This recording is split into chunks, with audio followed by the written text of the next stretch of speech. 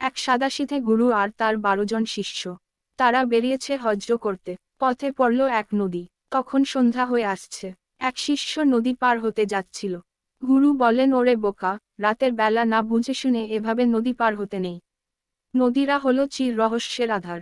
কোন নদীর কি স্বভাব চরিত্র তা না জেনে অমন করে নদীতে নামতে নেই। শুনেছি এই নদী বড় তেজি, সাপের মতো ফোঁস করে।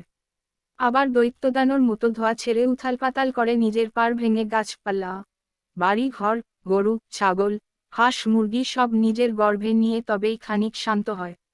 এভাবে এ নদী কত জনপদ, মানুষজনকে খেয়েছে তার ইয়ত্তা নেই। আগে একজন যেয়ে দেখে আসো ও নদী শান্ত কিনা, না ভাঙচুর করছে। এক শিষ্য একখণ্ড শুকনো কাঠের মাথায় আগুন ধরিয়ে যায় নদী তীরে। সে দেখবে নদী শান্ত হয়ে ঘুমিয়ে আছে, না ক্রোধে ফোঁস করে পার ভেঙে ক্ষেতের ফসল, গাছপালা আর বাড়িঘর পেটের ভেতরে নিচ্ছে।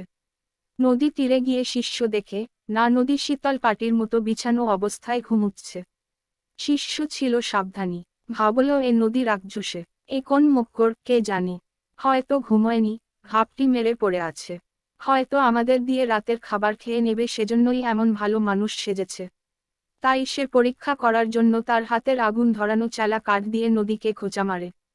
আগুন ধরানো অংশ পানিতে ডোবাতেই ফোঁস শব্দ হয়, আর বের হয় ধোঁয়া। শিষ্য ভয়ে দৌড়ে পালায় চালা কাঠ নিয়ে। হাঁফাতে গুরুর কাছে গিয়ে বলে, এ বড় নোচ্ছার নদী, আমাদের খাবার মতলবে মটকা মেরে পড়ে আছে। যেই আগুনের চালা ডোবালাম, অমনি গোখরো সাপের মতো ফোঁস করে উঠল। আর ধোঁয়াও ছাড়ল। ভাগ্যিস পাড়ের মাটি ভেঙে আমাকে গিলে খায়নি। তখন গুরু বলে, তাহলে বিশ্রাম করা যাক। নদী ঘুমালে তবেই পার হব। আগুন জেলে বসে বিশ্রাম করছে গুরু শিষ্যের দল। গুরু বলে, এই নদী যে ভয়ঙ্কর আর রাক্ষসে তা আমি জানি কেমনে, সে কথাই তোমাদের বলি। সে আমার দাদার আমলের ঘটনা। একবার তিনি দুটো গাধার পিঠে 4 বস্তা চিনি চাপিয়ে নদী পার হচ্ছিলেন। ওরা তো ভেজা কাপড়ে হাতে শুকনো কাপড় নিয়ে হাত উঁচু করে সাঁতরে নদী পার হলেন। গাধা দুটোও পার হলো। নদীর অপর পারে গিয়ে দেখে আমার দাদার পরা কাপড় ভিজেছে। তবে হাত উঁচু করে রেখেছিলেন বলে হাতের শুকনো কাপড়ও ঠিকই আছে। ভেজা কাপড় বদলে শুকনো কাপড় পরে গাধার কাছে গিয়ে তো তিনি তাজ্জব। আরে চিনি কই, বস্তা তেমনই টাইট করে বাঁধা, কোন ফুটাফাটা নেই। শুধু মরা ছাগল নদীতে যখন ভেসে যায় তখন তার ফোলা পেটের মতো বস্তাগুলো আর ফোলা নেই। বস্তাগুলো চুপসে গেছে।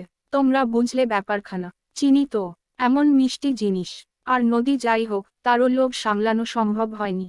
4 বস্তা চিনি খেয়ে সাবার করে দিয়েছে। এই নদী চোর, ডাকাত, সাপের মতো যাকে ইচ্ছে ছোবল মারে, দৈত্যের মতো লোকালয় নিশ্চিহ্ন করে। তাই নদী যখন ঘুমায়নি, ফোঁস করছে তখন আর একে বিশ্বাস নেই। চল আজ গাছতলায় যাত্রা বিরতি, কাল দিনের বেলায় দেখা যাবে। পরদিন সকালে সেই শিষ্য রাতের চালা কাঠখানা নিয়ে আবার দেখতে যায় ও নদী রাতে তো জেগেছিল, এখন ঘুমিয়েছে কিনা। দিনের বেলা, তাই রাতের আগুন শুদ্ধ নদীতে ডোবানো চেলার মাথায় আর আগুন জ্বালায়নি। চেলার পোড়া মাথাটা ভেজাই আছে। সেই চালা কাঠের মাথা দিয়ে শিষ্য নদীকে খোঁচা মারে। নদী ফোঁস করে না, ভালো করে পরীক্ষা করার জন্য আবার খোঁচায়। না, নদী চুপ, গভীর ঘুমে মগ্ন। শেষবার পরীক্ষা, এবার বাড়ি মারে পানিতে, তাও ফোঁস নেই। ফাঁস লাপাত্তা, ধোয়া উধাও। খুশিতে ঝিলিক মেরে ওঠে শিষ্যের মন। গুরু খুশি তার সব